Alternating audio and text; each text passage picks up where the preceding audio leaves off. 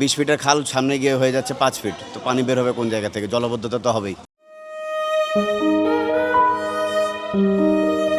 আকাশে মেঘের গুড়ুম গুড়ুম ডাক শুনলেই ঢাকাবাসীর মনে আনন্দ নয়, বরং এক অজানা আতঙ্কে দানা বাঁধে। আর যদি তা হয় টানা বৃষ্টি, তবে তো মরার উপর খাড়ার গা। গতকাল রবিবার ও আজ সোমবার এমনই দিন পার করেছেন ঢাকাবাসী। মুষলধারে বৃষ্টিতে ঢাকার অন্যতম ব্যস্ত এলাকা মতিঝিল, কলাবাগান, বসুন্ধরা, বনানী, নিকুঞ্জ, কাজীপাড়া, মিরপুর পরিণত হয়েছে এক মিনি লেকে, যেখানে রাস্তা আর নর্দমার পার্থক্য বোঝা এখন সাধারণ মানুষের জন্য এক বড় পরীক্ষা। একই অবস্থা উত্তরা, বংশাল, ঢাকা মেডিকেল, বক্সিবাজার, নিউ মার্কেটেও। আর একটু সামনে গ্রিন রোডে ঢুকলে আপনার মনে হবে ভুল করে কোনো লেকে পা ফেলেননি তো।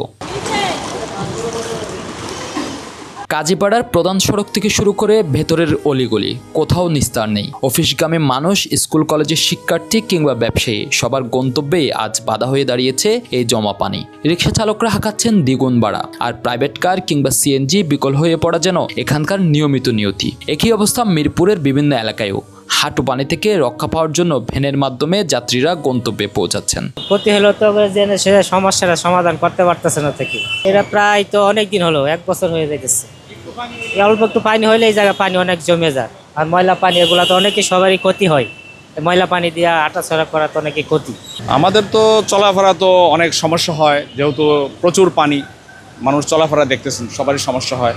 তো সেই জায়গা থেকে আপনার সরকার যদি মনে করেন এই যে পানির নিষ্কাশনটা এখানে ভালো নাই, সমস্যা এটা। আর একটা নতুন করে সমস্যা দাঁড়িয়েছে, এই যে আপনার নতুন করে খানাখন্দ করতেছে, ফুটপাত মিলিয়া ড্রেনেজের যে কাজগুলি এগুলো হচ্ছে খুবই ধীরগতি। আর ধীরগতির কারণেই কিন্তু আপনার এই বর্ষা এসে গেছে, বর্ষা এখন জায়গা জায়গায় যে পানিগুলি নিষ্কাশন হয়, পাস হচ্ছে, এইটা হইতে পারতেছে না। যার কারণে একটু বৃষ্টি হইলে পানিটা জমে যায়। আপনারা লক্ষ্য করবেন গতকাল কয়েকদিন যাবত যে বৃষ্টি হচ্ছে, প্রচুর পানি। বংশালের পরিস্থিতি আরও নাজুক। ঢাকার সব নর্দমার পানি যেন আজ এসে ঢুকেছে এখানকার দোকানগুলোই। বংশালের দোকানে যখন পানি, তখন গুলিস্তানে নেই ক্রেতা। অন্য সময় প্রশাসনের শক্তপোক্ত লাঠি আলো হকারদের এক চুল সরাতে হিমশিম খেলেও আজ তারা নিজেরাই মালামাল গুছিয়ে ফিরে যাচ্ছেন বাড়ি।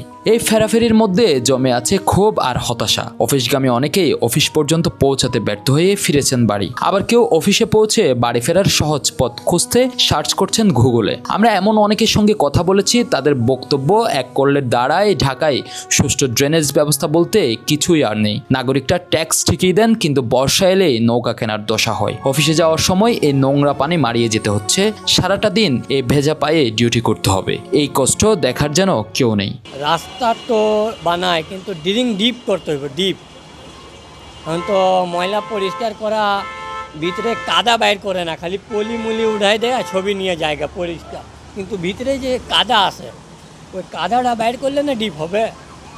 পানি হওয়ার কারণে যে খালগুলো ঠিক করে পরিষ্কার হয় না, পরিষ্কার হওয়ার সত্ত্বেও আপনার যে ময়লাগুলো তুলে আবার মেন রোডে রেখে চলে যায়। খালগুলো যে কোন দিক থেকে যে এটা বের করবে, এটাই আজ পর্যন্ত সিটি কর্পোরেশন করতে পারে না। শুধু আসে 2 সপ্তাহ 3 সপ্তাহ পর পর ময়লাগুলো তুলে রেখে চলে যায়। আর এখান থেকে তো খালের আশেপাশে যে বস্তিগুলো আছে সেগুলো তারা তো প্রতিনিয়ত ময়লা ফেলতে থাকে এখানে, যার কারণে ব্লক হয়ে যায়। সমস্যা ড্রেনের কারণে, ড্রেন পরিষ্কার না, ড্রেনে ময়লা আবর্জনার কারণে। ড্রেন পরিষ্কার থাকলে এই পানি জমতো না। বছরের পর বছর যায়, রাস্তা ড্রেন মেরামতের জন্য বরাদ্দও হয়, বিভিন্ন অজুহাতে কাটা হয় রাস্তা, তবুও রাজধানীবাসীর ভাগ্য যেন পরিবর্তন হয় না। বৃষ্টি শেষে এই জলজট হয়তো কিছুক্ষণের মধ্যেই নেমে যাবে, তবে প্রশ্ন হচ্ছে এই জলজটের স্থায়ী সমাধান কবে মিলবে?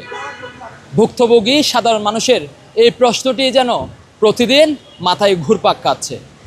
এই যন্ত্রণা নিয়ে রাজধানীবাসী আর কত বছর রাজধানীতে চলাফেরা করবে, এখন এটি সাধারণ মানুষের প্রশ্ন। আজহার মাহমুদ, প্রতিদিনের বাংলাদেশ, ঢাকা।